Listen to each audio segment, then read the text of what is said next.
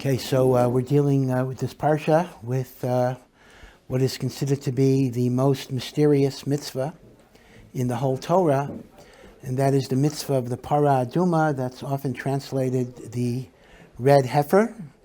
And this is a ritual that is necessary whenever somebody has come in contact with a dead body. We know that dead bodies make a person what is called Tameh. You can become Tameh by contact with a dead body if you touch a dead body, or if you move a dead body, or you're under the same roof as a dead body. Right? The dead body is here, you're Tameh. And when you're Tameh for 7 days. And the only way you can be purified is on day 3, meaning the 3rd day from the time you touch the dead body. You are sprinkled with a mixture of the water and ashes of the red heifer. And then again on day 7, you are sprinkled with the water and the ashes of the red heifer. Then you go to the mikveh on day 7 after the 2nd sprinkling. And then when nightfall comes, you are now tahor, you are pure. Now, just to clarify something, I used to think when I was a kid that the color of a Para Aduma was like a fire engine. That's not true. In other words, Para Aduma is not fire engine red. If you had to find a fire engine red cow, that would take a supernatural miracle. There is no such entity. Rather, the actual color of a Para Aduma is a very common color for cattle. It's the orange-brown, right? A cow has an orange-brown color. So the rarity of a Para Aduma is not because it's hard to find that color, but because it has to be virtually 100% that color. The halacha is you're allowed to have one hair of a different color. Somebody has to inspect the Para Aduma, hair by hair by hair by hair by hair. There are millions of hairs on a cow. If there's one hair that's not that reddish color, it is still kosher. If there are 2 hairs that are not that reddish color, no good. And since hair color can change, right, a hair falls out, another one grows, so even if you have a Para Aduma, you might lose it before you shechted it and the like. So that's why a Para Aduma was considered to be a rare entity, because it was hard to get that 100%. And the other thing you need to know is there are a lot of ways a Para Aduma could be puzzle. If you did any work with it, if you put a yoke on it, if you put your briefcase on it when you went to get your mail or whatever it would be, or even if you mated the cow with a bull, it becomes puzzle. It cannot be used. Right? So Para Adumas have all sorts of laws that can disqualify them. And that's why they were expensive. The Gemara gives us a famous story. You may have probably heard this story. When the Gemara in Kedushin discusses the great mitzvah of honoring parents, so it uses a non-Jew as an example. Dama ben Nesina was a non-Jew, and once the Chachamim had to buy a jewel for the Kohen Gadol's breastplate, and Dama ben Nesina had the jewel, but the key to the jewelry box was under his father's pillow, and his father was taking a nap. Dama ben Nesina gave up that major lucrative deal in order not to wake up his father, and that's how much kibbud aviyim he had as a goy. He was not Jewish. And the Gemara says, as a reward, the next year he had a Para Aduma in his flock that he was able to sell for a lot of money, and they even offered him more money than the jewel, but he only wanted the amount of money he would have made on the jewel. Now, interesting enough, just as a little aside, that's not my topic. Did Dama ben Nesina behave correctly? In other words, he foregone.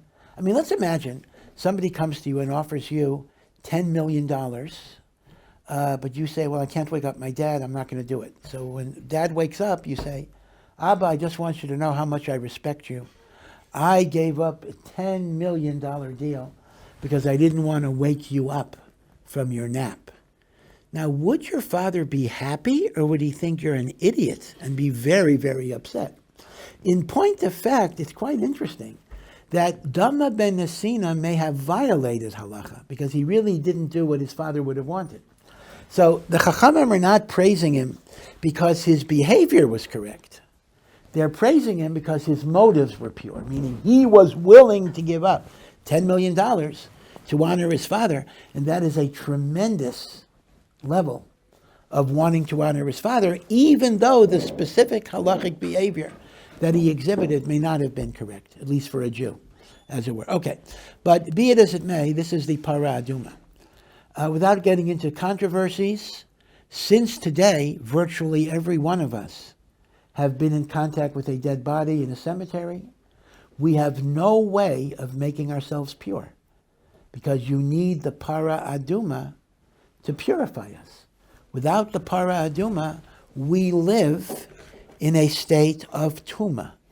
Going to the mikveh is not enough, because in order to become tahor from the Tuma of a mace, you need Para Aduma plus mikveh. Mikveh without Para Aduma is not sufficient. Now, that normally is not a matter of concern. Okay, I'm tameh. Am I tameh? Yes. Are you tameh? Yes. Well, how does that affect us in our everyday life? I still go to shul. I still daven. I put on tefillin. I keep kosher. I keep Shabbos. Meaning a tameh person can do most of the Torah. So being tameh is not like a leper who's tameh that has to go chutz l'machna. We don't have to be quarantined. So the only significance of being tameh is you cannot enter the areas of the temple, the Beis HaMikdash. You cannot eat truma or korbanos, right? So primarily it's relevant when there's a Beis HaMikdash. And today, without getting into controversies, this is why many religious people do not enter the Temple Mount area, because of a fear that they might be going into the Temple Mount in a state of ritual impurity, which cannot be permitted or removed until we have the Para Aduma. Okay, I don't want people to write to me about the status of the Temple Mount. I understand that there are areas of the Temple Mount that are not part of the temple complex in which theoretically you could go, and that's why there are religious people who do go. Yes, yes, yes, yes, I know that. Please do not send me an email. Again, I'm sorry, just lately everyone sends me emails about everything.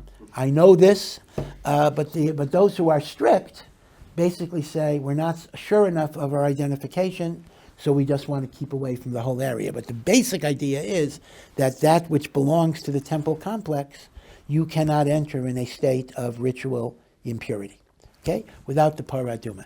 Now, every few years, you might come across the idea that some farmer discovered they have a Para Aduma. And people get real excited. Yeah, I see pictures of rabbis in long white beards coming with magnifying glasses to check it out, etc. Often, for some reason, the farmers that tend to have the Para Adumas tend to be Christian fundamentalists who are very devout, and they kind of keep the precautions, and the rabbis instruct them what to do. But I'll tell you the truth. And people say, oh, if the Para Aduma is here, then we can become pure again. The truth is you have a catch-22. Because in order to prepare the Para Aduma, you have to have people who are ritually purified. So in the olden days, the way it worked was this. You had a supply of the old Para Aduma, and when you're coming towards the end, you use the last remainders of the old Para to purify the Kohanim, who can then make a new Para. But what are you going to do today? Today, everybody's tameh. So even if I had a Para Aduma, I would have no way of preparing it, because it can only be prepared by people who are tahor, and they can only become tahor by being sprinkled. So the truth is, if we had a Para Aduma, that would be a wonderful gift, but we wouldn't have any way to deal with it. Now you may ask me, so what's going to happen? How will we ever become pure? The answer is, when Eliyahu Hanavi comes and announces Mashiach, he will bring with him some of the ashes of the last Para Aduma. He will then be able to sprinkle it on the people who need to be purified. Eliyahu himself is pure. And then they will be able to do a new Para Aduma that will suffice for the congregation. But until you have somebody who brings back the old supply, you're not going to be able to purify the Kohanim to make the new one. Yeah. Isn't it mentioned in the Gemara at some point that they raised children to be towel all their life? Like they would put them on a door? Yes. There is, you're correct. In Maseches Sukkah, which is really a Mishnah in Maseches Parah, there was an attempt to raise children who never became Tameh at all. And they had to be raised in very extreme conditions. And that was designed to be able to facilitate this. There was a group in Israel that actually attempted this. The police broke it up as child abuse because it's a very complicated system, but essentially the children would have to be isolated from their parents. They would have to be isolated from anything metal, etc. It would be an extreme environment, and the police considered that to be a violation of child protective laws. So more or less we assume we really are not able to do that as a practical matter today. But you are correct. The Mishnah entertains the theoretical possibility of doing it that way. Okay. Yeah. Did you want? Okay. All right. So yeah. How would a child from birth be considered Tama if their mother is impure? I mean, how would a child be pure if their mother is Tama? Well, the answer basically is that anything in the womb does not contract impurity. It only contracts impurity after it's separated. But that would mean from the moment of birth, we would have to take the child away and handle them in a bubble, plastic, and all these things, just as we do sometimes for kids who don't have an immune system. Right? These are the boy in the bubble and the like. So this would be a very similar type of life, and that would not really be a very nice way of raising your children. Okay, now we know that Para Aduma is called a chok. The parsha is called chukat. This is the chok of the Torah, and chok is the term the Torah uses when a mitzvah does not have a reason. Well, I shouldn't say when the mitzvah does not have a reason that we understand. Obviously, everything that God commands must have a reason. But some reasons are accessible to our intellect, and some reasons are not accessible to our intellect. When something is accessible to our intellect, it is called mishpat. Don't kill, don't steal. Most of us understand the logic of those types of laws. Because if you'd be allowed to kill or steal, the world would be unstable, etc. We even understand things like observing the Shabbos, observing the Pesach, because these commemorate important events in the history of the world and the history of the Jews, the creation of the world, the exodus of Egypt. We understand commemorative mitzvot. But Para Aduma is a chok because we really don't understand what sense it makes at all. But I want to point out an important idea here, and that is what makes Para Aduma a chok is not simply the fact that, why red, why a cow, but rather it embodies a contradiction. It embodies a paradox.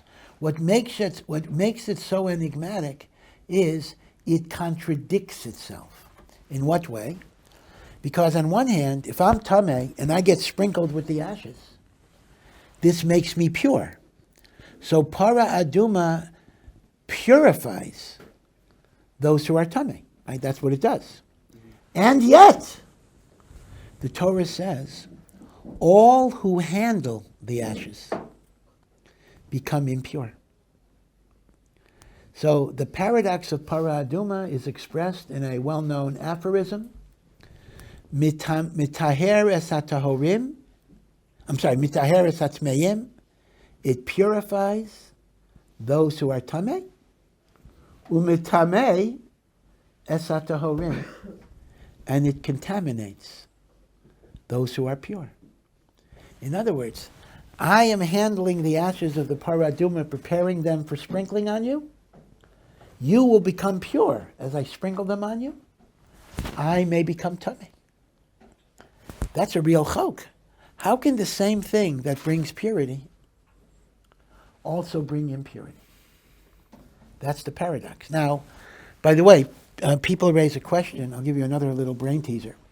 And that is, if that law is true, then how would it ever be possible for the whole Jewish people to ever reach a state of purity? Isn't there always going to be the problem of the last guy holding the bag? I mean, let's imagine the following. I'm a Kohen. You guys show up, and you want to be purified to bring the Korban Pesach. So I sprinkle you with the spring water and the ashes.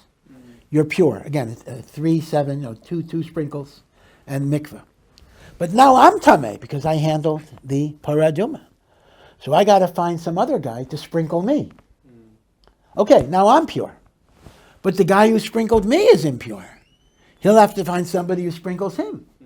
So don't you have what's called the infinite regression problem, in which you'll never have everybody getting pure, because the last guy, whoever the last guy is going to be tummy, right? So how do you ever get all of Klal Yisrael to be in a state of purity?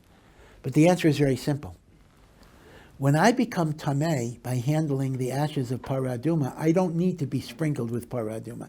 The only Tuma that needs to be sprinkled with Para Aduma is the Tuma of the guys who touch the dead body. Any other Tuma, all I need is mikveh. So, if I'm Kohen, I sprinkle you guys are pure? Yeah, I'm tamei. But I don't need to find some other guy to sprinkle me. All I have to do is jump into the mikveh, and when nightfall comes, I'll be pure. So the last guy holding the bag just jumps into the mikveh, and he's going to be okay. In other words, the infinite regression problem is only if you make the mistaken assumption that each level of impurity requires the purification ritual of being sprinkled with the ashes. That is not true. This is important because I've heard a lot of people ask this question. And in fact, it's based on a misunderstanding. The Tuma that you get from Para Aduma does not require Para Aduma to remove it. The only Tuma that requires Para Aduma is the Tuma of the direct contact with the dead body. Okay, Beseder. So one thing is the paradox. Now, another point. Rashi brings in the name of an earlier authority, not Chazal. It's very rare that Rashi brings somebody later than the Medrash. Rashi's main sources, if you learn Rashi, is Rashi takes many things from the Gemara and many things from the Medrash. These are Rashi's building blocks, Gemara and Medrash. Rashi does not bring like other commentaries. But this is a rare case where Rashi brings something in the name of an earlier commentary. There weren't that many earlier commentaries other than Chazal. And this is Rav Moshe Hadarshan, Rav Moshe the preacher. Apparently Rashi had a book of this person's interpretations that we actually don't have. So that whole sefer is lost. But Rashi brings an interpretation in the name of Rav Moshe Hadarshan, who says that the purpose of Para Aduma is to be an atonement for the sin of the golden calf. Right? There was a sin of the golden calf, and just like a calf is like a baby cow, right? Or a baby cow or bull. So when a baby messes up, right? A baby either doesn't is not toilet trained yet, or a baby messes up the house. So the mother must clean up after the baby. So the cow, which is the mother of the calf, cleans up the sin that was generated by the calf. The calf created a sin. The mother, which is the cow, must clean up after the calf. And therefore the Para Aduma, the red heifer, is an atonement for the sin of the golden calf. Now, the question is, in what way is the red heifer an atonement for the golden calf? I mean, the Torah doesn't give it that function. The Torah says the red heifer is a way to be purified from contact with the dead. It does not talk about it as an atonement. And to underscore this point further, let me point out, and you might not picture this, normally things that are atonements, like korbanos, they're brought into Beis HaMikdash. I hope you realize, maybe you wouldn't get this picture right away, the Para Aduma has nothing to do with the Beis HaMikdash. There is no ritual that is connected to the temple. The Para Aduma is slaughtered and burnt on the Mount of Olives, not in the Beis HaMikdash. When you get sprinkled, when you're impure, that is not in the Beis HaMikdash. That can be anywhere in Eretz Yisrael. In fact, the Mishnah says there were regional purification centers, meaning the ashes of the Para Aduma were sent to different areas of Eretz Yisrael. So if you were in Tzfat, you can go to the Tzfat Regional Purification Center, in which somebody would sprinkle you with the Para Aduma ashes and water. In other words, you didn't see. You may have a wrong picture. Some people picture it. Oh, you have to go to the Beis Hamikdash, and you have to get sprinkled. Not at all. The sprinkling occurred. Now, Theoretically, it might even have occurred in Chutz La'aretz, but L'maisa, that was not the case. The Para Aduma ashes were never taken outside of the land of Israel, but throughout the land of Israel, there were regional purification centers. I mean, think about this. When it was time to go bring a Korban Pesach, every Jew has to go to Yerushalayim for the Korban Pesach. I got to be ritually pure. So before I could go to the Beis HaMikdash, I need to undergo the sprinkling. So where do I go? So I don't have to go to Yerushalayim. That would have been awful, to have millions of people going to one place to get sprinkled. The answer was there were regional centers. There's Tzfat and Tel Aviv, just like your Muchedet, Meta Kupat Cholim. Office here, office here, office here. Each one of them had ashes mixed with water. It's interesting how the supply could be preserved. So many people had a demand on it. There was actually something miraculous about that. And the like. So in that sense, if you ask me the question, is Para Aduma a korban? It actually is not a korban. There's nothing about Para Aduma that resembles the way korbanos are brought. So how could Rav Moshe Hadarshan talk about it as an atonement for the sin of the golden calf? It's not a korban. It makes you tahor. So let's go back a little more deeply. Let's go back first and discuss the concept of Tuma generally. Rav Shimshon Rav Hirsch points out that all Tuma, impurity, is connected to death, right? When I come in contact with death, I become impure. Why is that so?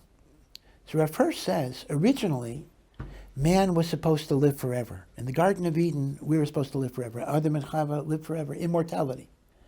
Death came into the world because of the sin of eating from the tree of knowledge. That brought mortality into the world. And as a result of that sin, we were expelled from the Garden of Eden. Right? That's the sequence. God gave us immortality. Through sin, we forfeited immortality. And through sin, we required an expulsion from Gan Eden. So Rav Hirsch says, a very, very fascinating correlation. Every time a human being comes in contact with death, that is a reconnection to the sin of the Eitz Hadas that brought death into the world. And the same way that sin necessitated expulsion from Gan Eden, so too, every time I reconnect to death, which comes from the sin of the Eitz Hadas, I need to re-experience expulsion from the Garden of Eden. What is the Garden of Eden in this physical earth? It's the Beis HaMikdash. And that is why the laws of Tuma primarily are concerned with being excluded from the Beis HaMikdash. The Beis HaMikdash is called Gan Eden Hatachtoin. Now, I know those of you that have a Chabad background know that the Rebbe's office in 770, the Rebbe's Yortzeit, is actually coming up, as of tomorrow, or 2 days from now. They call it Gan Eden Hatachtoin, the lower Gan Eden. Okay, Beseder. But the official designation of Gan Eden Hatachtoin is for the Beis HaMikdash itself. And do you understand the correlation here? Tuma is when I connect to death, which in turn reconnects me to the sin of the Eitz Hadas. And the sin of the Eitz Hadas requires a re-expulsion from the Garden of Eden. And it first makes the point that all types of Tuma are connected to death. Obviously, touching a dead body or being under the same roof, that's connection with death. But even things like seminal emissions. Your Tama, you don't need Para Aduma, but you need to go to the mikveh at the time of the Beis HaMikdash, because that's also the loss of potential life. A woman that menstruates is a connection with death, because the shedding of the uterine lining represents a pregnancy that didn't take place, that could have taken place. Now, there was even things that are less obvious are connected to death. So that explains the idea of Tuma and why Tuma excludes you from the Beis HaMikdash. But let's take it one level deeper. And this overlaps with something we discussed a few weeks ago. What was the origin of the sin of the Eitz Hadas? How did the Nachash entice Chava to eat from the fruit? And how does Chava entice Adam to eat from the fruit? So Rav Tzadok says, and I mentioned this, that the ultimate selling point was that the Nachash said that the day that you eat from this fruit, you will be like God, knowing the nature of good and evil. Now, whatever that means, that's a very enigmatic pasuk. But essentially, the Eitz Hadas was marketed as a God pill. Take this pill, and you will have a certain faculty that belongs only to God. That's a very powerful ego trip. Take this pill, you'll be Hashem. Now, of course, that wasn't exactly going to be the case, but on some level. So Rav Tzadok says, if death came into the world because of the chait of the Eitz Hadas, that chait itself was arrogance, was gaiva, was kavod, was ego, was self-aggrandizement. That is what brought death into the world, because that is what caused the chait of the Eitz Hadas. V'hayisem kelokim, you will be like God. Yodei tov v'ra, who knows the nature of good and evil. Now, the interesting point is, in many ways, we are godlike. The Torah itself says we are created in the image of God.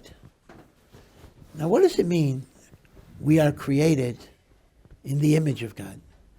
God does not have an image. God does not have a nose. God does not have ears. God does not have eyes. So the Rambam explains, image does not mean like English, some type of physical visualization. But image refers to qualities. God has qualities: independence, power, initiative, creativity, choice. God has this to the infinite degree. We too are miniature gods in that way. We have free will, we have autonomy, we have control, we have the ability to create and the ability to destroy. Rav Soloveitchik used to say that the obligation to drain the swamps and try to conquer diseases is part of what it means to be in God's image. Not to simply be a passive recipient of whatever there is in the world, but to take charge. And even in the spiritual realm, that's true. The whole idea of Torah Shebaal Peh, the notion of human interaction with the divine will. Right? We don't simply say, oh, right, a Kararite, a Saduki says, oh, the Torah says this, that's it. We read it literally. Torah Shebaal Peh understands the world of interpretation, the world of human endeavor. Right? It's a very proactive idea. Obviously not to contradict God's will, but to understand it at a deeper level. So in many, many ways, we are godly. But there's a danger of arrogance and hubris when we are so convinced of our greatness that we think we don't need God or we replace God. So again, don't forget the basic structure here. Death came into the world because of the sin of the Eitz Hadas. The sin of the Eitz Hadas came in because of arrogance, gaiva, and ego. Therefore, why did death come into the world? Because of arrogance, gaiva, and ego.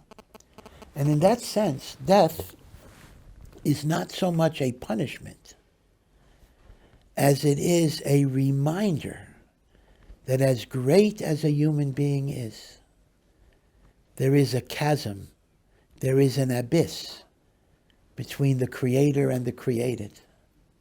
And that is mortality. Mortality is the ultimate reminder. I am not God. Now, with this general understanding, we can now understand purification rituals. What are the rituals that purify me from Tuma? So we have two. The ashes of the Para Aduma, followed by going to the mikveh, right? These are the two purification rituals. Now, there's a lot about the Para Aduma we're not going to understand. Why red? Why this? But the one thing we know is that the cow has to be burnt after it's slaughtered, burnt into ashes. We know that ashes are a symbol of humility. When Abraham is pleading for Sodom and Amorah, and he begs God for mercy, so Abraham says, I am dust and ashes. So when I put ashes on myself, I'm really declaring symbolically my humility, my submission, my subordination, my nullification to God. That's why it purifies me. I get if death came into the world because of arrogance, gaiva, and ego, how do I become liberated from death? By humility and submission. The humility frees me. All of you know the story of the Greek myth. It's a Greek myth, but actually it's a medrash. But people know it as the Greek myth more, about the phoenix bird. It's burnt to ashes, and it rises out of the ashes. There's a tremendously important, there's a medrash about a bird called the ziz bird. Same thing. So really we should look at Chazal as the makor, not the Greek myths.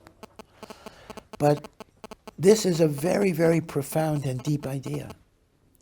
We sometimes think, when I obliterate my ego, I cease to exist. I no longer exist as a person.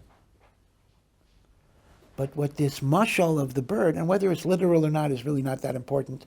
Many, many midrashim are metaphorical, so we're not obligated to believe there actually is such a bird.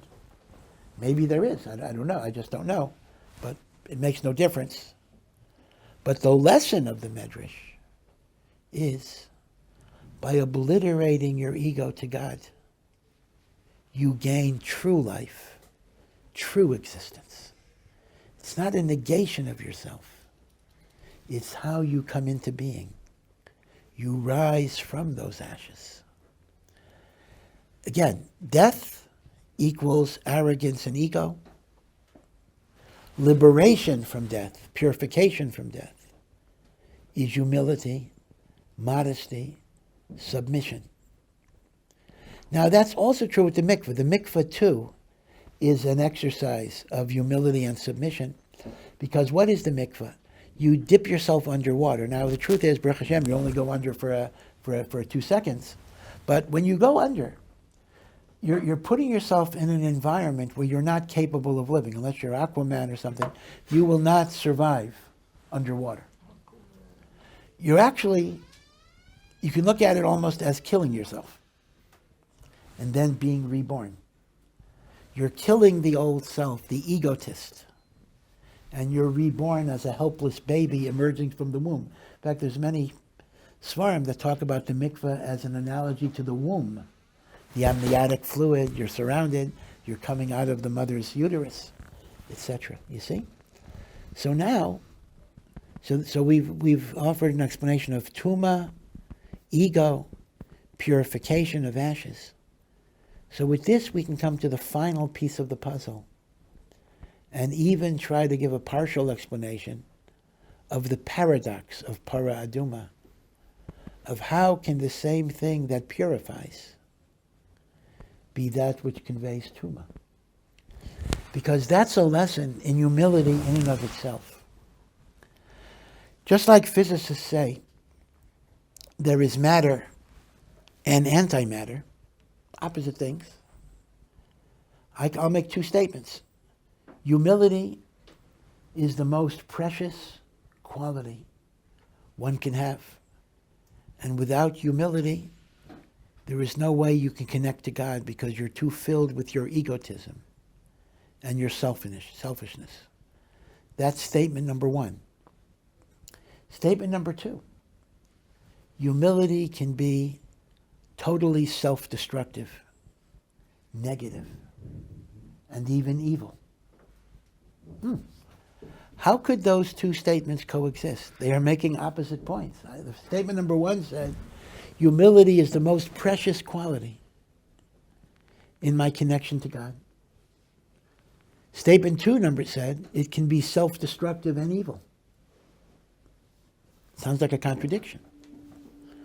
But the answer is, both are true. There is the humility in which I recognize that without Hashem, I'm ineffectual. And I need to be connected to Hashem, but by my connection to Hashem, I become energized, uplifted, empowered, filled with enthusiasm and commitment to do good. Humility is wonderful. Humility allows you to feel the divine energy that can course through you and give you the ability to accomplish. But there's another type of humility that is actually spiritual poison. That's the humility of, I'm a nobody, I'm a nothing, I'm worthless. What I do doesn't make a difference, so why bother? That's not the humility that energizes and uplifts. That's the humility that paralyzes a person in self-loathing, passivity, and despair. That's destructive. I speak very, very often about this, the idea that one has to understand their value, their worth. Like the t-shirt says, God doesn't make junk. Every one of us has a precious soul that can do great things, that can accomplish things in the world. I don't mean necessarily public. I don't mean you have to be in the New York Times or even Yated Naaman or Mishpacha magazine. But whatever it is, I create my life. I have my family. I build holiness in the world. But you have to believe you're capable of that. If you take modesty in the wrong direction, then you'll never see the person that you were destined to be. So, there is good humility that lifts you up. And there is bad humility that tears you down. And that is the paradox of the Para Aduma. Now again, we're not explaining red and all sorts of things, but just ashes. The ashes of Para Aduma represent humility, nullification. They can bring great purity to a person who takes it in the right direction. But you take it in the wrong direction, it makes you impure. Meaning the paradox of the ashes is the paradox of humility itself. With this, we can understand the final piece to the puzzle, and that is Rav Moshe Hadarshan's connection. He says the Para Aduma is an atonement to the sin of the golden calf. What's the connection? Let's look at the golden calf for a moment. And I'm sure you learned this.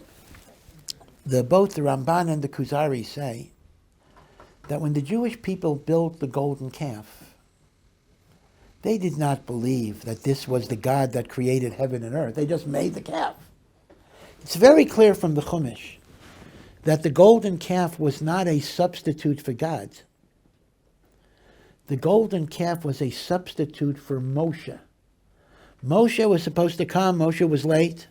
By the way, this is the old joke. Why are Jews always late at weddings? Because the one time we insisted on punctuality, we wound up with the heifer ego. You know, Moshe's late, we go crazy, right? So Jews learn from there, don't look at the clock so much, right? So that's a good word, actually. Okay, so that's why we don't pay attention, because punctuality got us in trouble by the heifer ego. So what happened? The Jewish people panicked. And they felt we needed Moshe as an intermediary. And they looked at the ego in a complicated process we don't fully understand as a spiritual channeler that could be an intermediary between them and God. The exact process would need more explanation. So it actually turns out that the shoresh of the sin of the ego was a misplaced humility. We thought we were not worthy of a direct relationship with God. We thought we weren't good enough. We were not worthy enough. We were not righteous enough. We needed intermediaries. When Moshe's here, we have him, and when he's not here, we have to have something else. This is the humility that takes you away from recognizing your worth and your value. And as Rav Tzadok says, just as a person must have emunah in Hashem, they must have emunah in themselves. So that was the sin. Now, with Para Aduma, the person is also professing humility, the ashes. But he's using the humility to be able to go to the Beis HaMikdash, to be proactive, to serve God. So what are you doing? Tshuva. You're taking the same attribute which you used to be led astray, and now you're using it in a positive direction. That is tshuva. Taking the same thing that caused you to sin and using it for the mitzvah of serving God. And that is what Rav Moshe Darshan might mean when he says that the Para Aduma is an atonement for the chet ha'egel. You know, we are, of course, in the month of Tammuz, and the month of Tammuz is already the beginning of the period where we begin to think a lot about the Beis HaMikdash. The fast of the 17th of Tammuz in 2.5 weeks is, of course, the beginning of the 3 weeks, culminating in the 9th of Av. And this is a time when we think a lot about redemption, about Mashiach, about how we can help bring the Mashiach and the like. And there are a lot of things we have to think about. Avas Yisrael is, of course, a perennial thing that we have to be aware of. But part of that also is to recognize our power, our ability, our talents, our neshamas, to use them in the best way possible. Because to write yourself off as insignificant is really a cop-out and a yetzer hara that's maybe coming in the guise of humility. But it's ultimately a very, very destructive attribute. A person has to realize that every one of us has great abilities to bring holiness into the world. And if we have the ability, that means we have the responsibility. So B'ezras Hashem, may all of us use our kochos to sanctify the name of Hashem in the world. Amen.